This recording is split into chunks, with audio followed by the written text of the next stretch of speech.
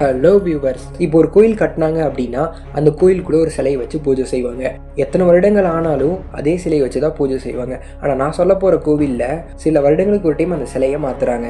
அப்படிப்பட்ட கோயில் என்ன தெரியுமா? ஜெகநாத் கோவில். இந்தியாவோட மிகவும் பழமையான கோவில்களில் இதுவும் ஒன்று. இங்கே உள்ள ஜெகநாத், பலராமன், சுபத்ரா இந்த சிலைகளை மரத்தால் செஞ்சுருக்காங்க. ஆனால் ஒரு விஷயம் ரொம்ப ஆச்சரியமானது. ஒவ்வொரு 12 இல்லைனா 19 வருடங்களுக்கு ஒரு முறை இந்த சிலைகளை மாற்றுறாங்களாம். இந்த கோவிலோட கொடி எப்போதுமே காற்றின் திசைக்கு எதிராக தான் பறக்குதான்.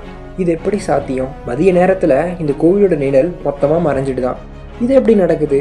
கோவிலோட உச்சியில் உள்ள சுதர்சன சக்கரம் எந்த திசையிலேருந்து பார்த்தாலும் நேராகவே நமக்கு தெரியுதான். இங்கே உலகோட மிகப்பெரிய அடுப்பில் ஒவ்வொரு நாளும் 56 வகையான பிரசாதங்கள் தயாரிக்கிறாங்க.